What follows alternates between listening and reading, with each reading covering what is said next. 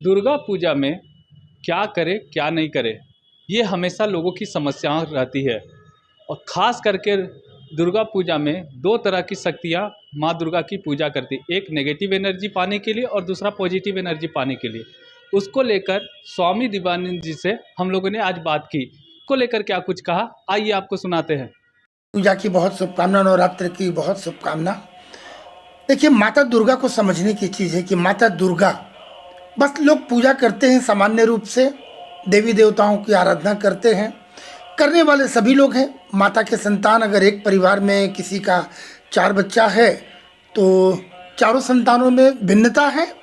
कोई कभी कभी किसी दूसरे लाइन, अच्छे लाइन पे बहुत नहीं भी रहता है, इसके बहुत नकारात्मकता उसके जीवन में रहती हैं। कोई गलत लाइन पकड़ लिया, कोई धार्मिक है, कोई अधार्मिक है।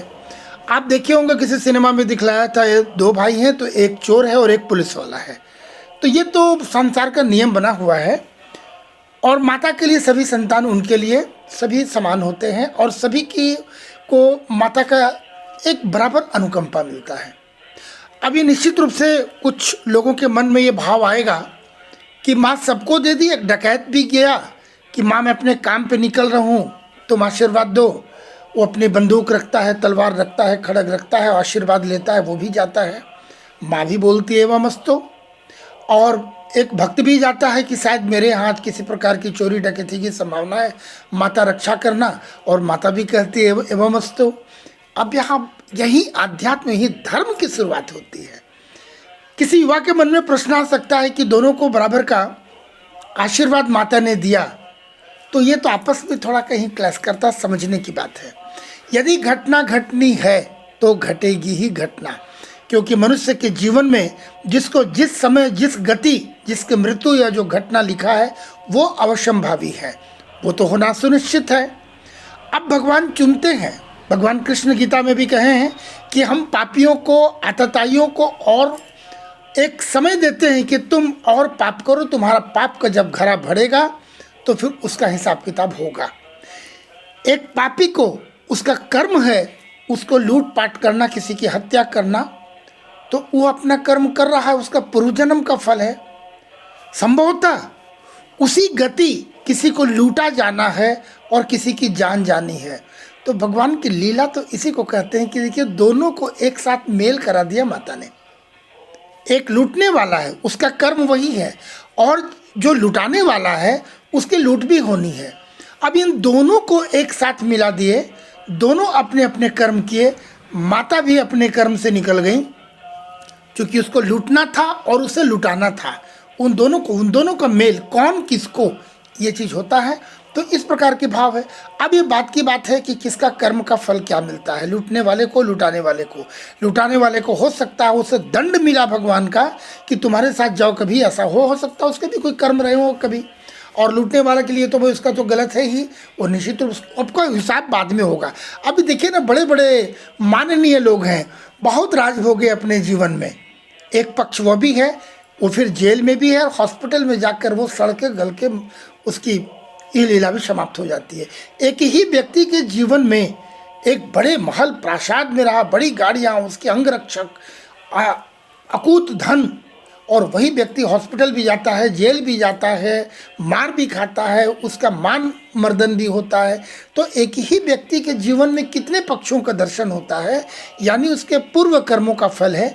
इसीलिए हम कह सकते हैं कि नेगेटिव पॉजिटिव दोनों टच के लोग हैं पूजा में, और दोनों माता के शरण में जाते हैं, और दोनों को माता का अनुकंपा प्राप्त होता है। उसका प्रतिफल ये फिर बात की बात है, और फिर यहीं से आध्यात्म की और धर्म की शुरुआत होती है। तो इस तरह से आपके प्रश्नों का है। रह गई माता को समझने की बात, तो यदि माता को समझना है, सभी इतना जो भी दुर्गा सप्तशती को अगर आपने पढ़ा है तो ये निश्चित जानेंगे कि एक शक्ति पुंज का प्रादुर्भाव हुआ, और ब्रह्मांड में जितने देवी देवता, जितनी शक्तियां हैं, सभी ने अपनी अपनी शक्तियां निकाल के उनको सौंपी हैं। तभी एक महाशक्ति का प्रादुर्भाव हुआ, जिसे हम कहते हैं दुर्गा। मनुष्य के जीवन में 4 पुरुषार्थ हैं, धर्म, काम, अर्थ, मोक्ष। ये धर्म, काम, अर्थ, मोक्ष, 5वां कुछ रहा ही नहीं। जो भी है इसी 4 के ही अंतर्गत आता है। और 3 प्रकार के गुण हैं, सत्वगुण, रजोगुण, तमोगुण। हम माँ को बोलते हैं कि तुम ही सतोगुणी, तुम ही रजोगुणी, तुम ही तमोगुणी। यानी 3 गुण को यदि आपने साध लिया तो आपके 4 पुरुषार्थ निश्चित आपको ये मिल जाते हैं। महासरस्वती, महालक्ष्मी, महाकाली, ये 3 देवियां हैं। सतगुण, रजोगुण, तमोगुण की क्रमशः ये अधिष्ठात्री देवी हैं। और दुर्गा क्या है ये समझना है तो Mahasaraswati, Mahalakshmi, Mahakali is equal to Durga, ये कह सकते हैं उनका एक सम्मिलित रूप है। माता दुर्गा की बात करते हैं तो अगर आप चंडी पाठ करते हैं, दुर्गा सप्तशती का पाठ करते हैं और माँ को यदि आपने आराध्य बना दिया तो इस ब्रह्मांड में जितनी शक्तियाँ हैं ये सारी शक्तियों का आपने पूजन एक साथ कर लिया। मन में कभी भाव आता है कि हम तो हनुमान जी की पूजा करते हैं, हम श्री राम को हमारे आराध्य हैं, कभी हम शिव को ध्याते हैं, लेकिन मैं ये कहना चाहूँ कि यदि आप माता दुर्गा को आपने अगर पूजा कर लिया तो आपकी जितनी शक्तियाँ सबों का साधन हो जाता है। इसका तात्पर्य नहीं कि आप दूसरी पूजा न करें। आप हो सकता है एक व्यक्ति है जिसका नाम है सुधीर, वो सुधीर किसी का पुत्र है, किसी का भाई है, किसी का पति है, वो कहीं पर कोई अधिकारी हो सकता है, कहीं कोई व्यवसायी हो सकता है, लेकिन है उसका मूल रूप वो मिस्टर सुधीर। माँ तो माँ है और इनके अंतर्गत जब हम उस दृष्टि से देखेंगे तो माँ के अंदर में जितनी शक्तियाँ हैं सभी हैं, वो ब्रह्मा भी हैं, विष्णु भी हैं, महेश भी हैं। और माता का एक रूप जैसे शिव का आप अगर अर्धांगिनी रूप देखा होगा तो उसमें पिता का भी दर्शन होता है, माता का भी दर्शन होता है।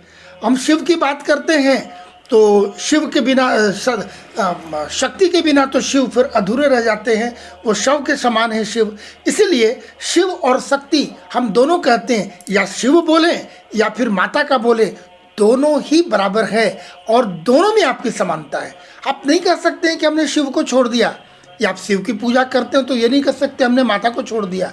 तो दोनों का बराबर है, ये सम्मिलित रूप से यानी ये पूजा कर लेते हैं। और बात पुनः वही आती है कि धर्म, अर्थ, काम, मोक्ष ये चारों पुरुषार्थ मिलते हैं और तीनों गुण आपके उसमें साध्य हो जाते हैं। अतः दुर्गा पूजा करना आपके सालों भर का पूजा कहा जा सकता है कि ये सभी पूजन आपके लिए एक साथ पूर्ण हो जाते हैं। इस प्रकार से ये कहा जा सकता है। जी, अगला।